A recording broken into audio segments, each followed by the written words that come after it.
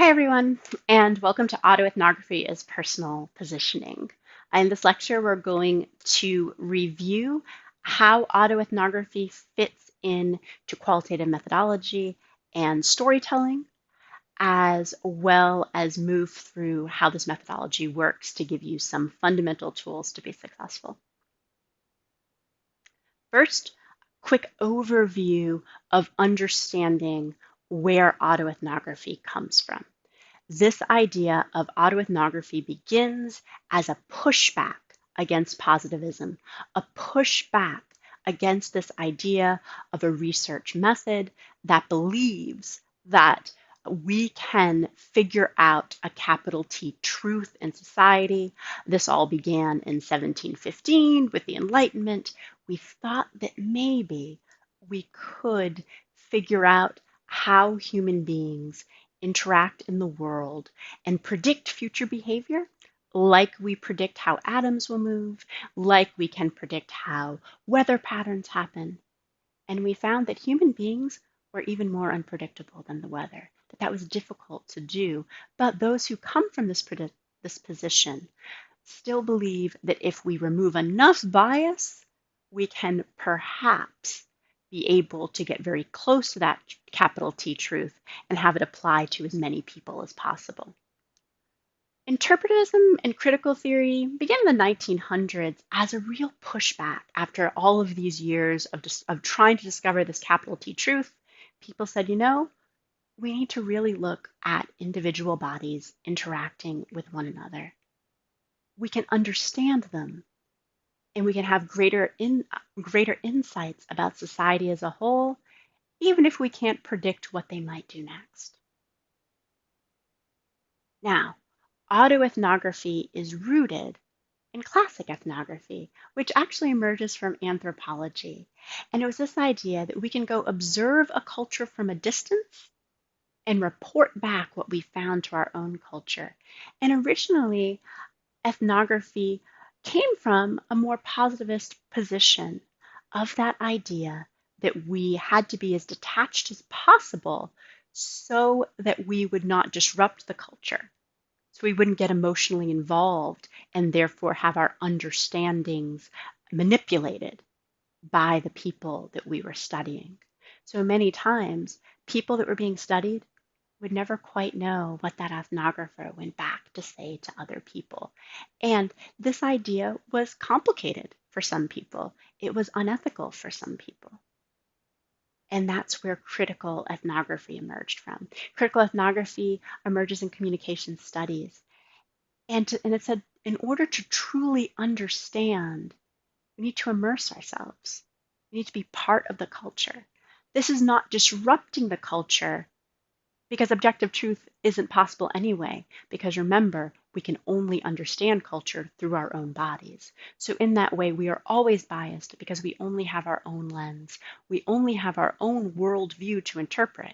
And while we can be reflexive and that we can think about what our biases might be, and we can grapple with that, and we can work to acknowledge those and push against them to be more open and more understanding, we can't escape the fact that we understand the world through the bodies that we're in. So because of that, we began to immerse ourselves within those cultures as critical ethnographers.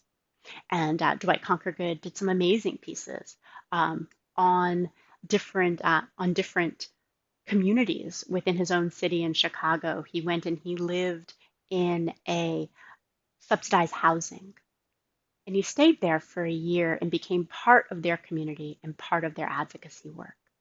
He also stayed with a gang and allowed that gang to tell their own story and to listen to them. Now, there's always questions. People say, well, how objective is this? And his attitude would be, I'm not trying to be objective. I'm trying to be self-reflexive and understanding and tell the story as they would like it to be told. So I've mentioned self-reflexivity, but let's really narrow in on exactly what this means, because it is fundamental to doing autoethnography well, really doing all qualitative research well. And it's attending to one's own positioning in the interpretation of others, disclosing on personal, social, and cultural location What are your motives?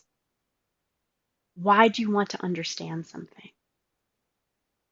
Why do you think it's worth telling to other people? To own these positions, to know where we're coming from, and then tell the story. I was nervous about self-reflexivity at first as a brand new scholar when I was in graduate school, and I kept trying to erase myself from my studies. I wanted to be this disembodied researcher that just told everyone what I saw. And my argument was, well, isn't it better to not put myself front and center? It's their stories that are interesting. It's their stories about this phenomenon. And people pushed back.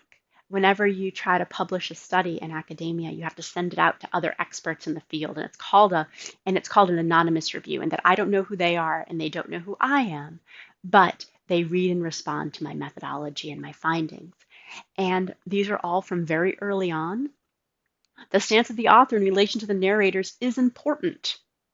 I would love for you to position yourself more directly.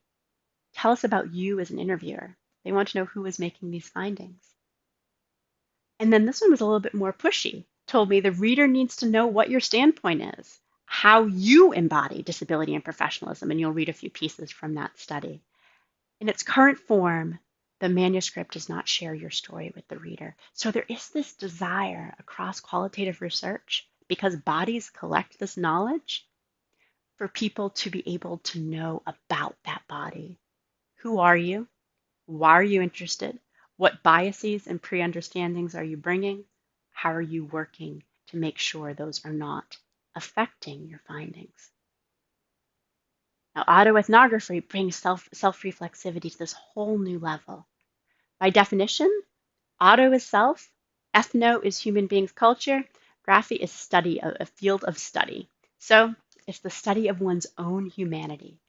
The autoethnographer gazes back and forth at themselves and at culture, seeing the struggle to create and resist meanings of others. So while you are your research participant, when you're doing an autoethnography, there's other characters in your story. You're all situated in a culture, and you have to think, what preconceived understandings and notions am I bringing? How am I looking at this complexly so I understand those who I'm interacting with and the culture I'm in and the story that I'm telling? So, autoethnography is understanding. You have to understand yourself. How do you make sense of the world? Why is this story important? Why does it matter? Of all the stories that you have lived in your life, and you've lived a lot, you've woken up every day and you have had 24 hours of nonstop experiences that could have become stories. But you chose this one. This is the story your body lived that you want to tell. Why did you choose it? You have to understand culture. Understand who you are and who you are not based on the stories you tell and the roles of others, both who is there and also who is not. I'll give you an example of this. I grew up in rural Maine, and rural Maine is extremely homogenous. So stories from my childhood, I'm only vaguely aware of other races and racism. Any other person I've seen of another race, I've seen on television or on brief visits to a city that I have not really interacted. So there is this idea when I tell stories from my childhood, race is not central to those stories because race was not present. And I have to be aware of that and to be thinking about the white privilege that is surrounding any understanding I have as a child. So that's something to think about, not only who is there and the people I'm interacting with in my small blue collar Maine town, but also the people that aren't there and how that's impacting the story. Understand your positioning, your identity markers, both how you identify and how other people identify you. This can include age, gender, sexuality, race, region, size, social class, ability. All of them matter, but some of them are going to matter more in your story than others. So don't feel like you've got to go through a laundry list.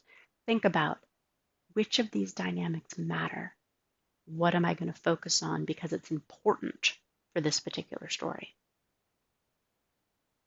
You have others understand themselves through your story and also understand others through your story. They have empathy for something aside from themselves. They can have a phenomenological experience they haven't had an opportunity to live through their body, can become more accessible. And while they can't live that story, it can't become their phenomenological experience, can be incorporated into their understanding and how they move through the world. Also, if they have had that same phenomenological experience as you, if they have lived a story that is similar to yours, just being seen, just being understood can be very powerful to know someone else has had that same experience. I think of when I did research on being a self-identified physically disabled professional. And when I did that kind of research, and I use physically disabled because I want to use it as any other identity marker. As someone with cerebral palsy, I want people to see my disability the same way they see my hair color or my race or my sexuality. I want it just to be another identity marker that doesn't have to come after my name. So I consider myself disabled. The people I interviewed also considered themselves disabled as just another identity marker. And a lot of people, as they read through, said, oh my goodness, I see myself in your story. I had people write to me wanting to talk more because finally someone had their experience. And that's important when we're doing our work reflexively and when we're doing autoethnographic work, telling our personal story in relationship with other people. It's very important to allow both people to identify with us, and if they don't identify with us, to have access and understanding and empathy that makes them interact with people in new, in different, and more inclusive ways. There's this idea, remember, recap of that phenomenological experience, that idea that bodies who are situated similarly in culture within similar bodies can have similar experiences that we can access through this deep interviewing or through reflexive storytelling, autoethnography, through cultural observation. For this assignment, I want you to focus on the stories you lived, the ones you want to tell, and why those stories matter. Think of autoethnography on the spectrum of qualitative research as a merger of the science of that idea of let's analyze these bodies and expression, because a story told is an art form. Autoethnography puts these two things together in tension, somewhere in between. It's research. It's also art. Both of those things are the stories of your body. And you're going to tell those stories that your body has lived. So here is just some fundamentals of writing a good autoethnographic story. Make sure people are depicted as characters. Make sure we can see and understand these other people. We're not just accessing you, but they're real too. There should be some sort of tension within that story. What is happening that we need to understand of why this story needs to be told? What did you have to work through? What happened? That tension matters. A temporal moving of elements. And this is where people writing autoethnography for the first time get tripped up. They start writing an essay that just describes how they feel about an experience. You gotta have temporal moving events. What are the experiences that happened? And last, there's a point or a moral. Why did you tell this? How are we going to understand the world differently through it? Here's some other elements of what makes a great story. Remember that visceral. Stories live in our guts. Viscera means that whole your stomach area, that where we feel the falling of dread, the flutters of hope. That's where a story begins because something visceral happened, that you felt something that made you catalog that experience off with a beginning, middle, of end of this is what I'm going to tell. Find that visceral connection because your goal is going to have the audience to feel it with you. Remember that stories are collaborative. The roots of collaborative is work. There is this idea you have to work, be mindful of yourself, of your audience that you're telling the story to, and those other characters in the story. It is your story you're writing alone, but it's never really alone because you are situated in a culture with other bodies. They are going to be characters in your story, and you're telling this story to other bodies. They're going to read and understand it. Also, remember that it is going to be susceptible.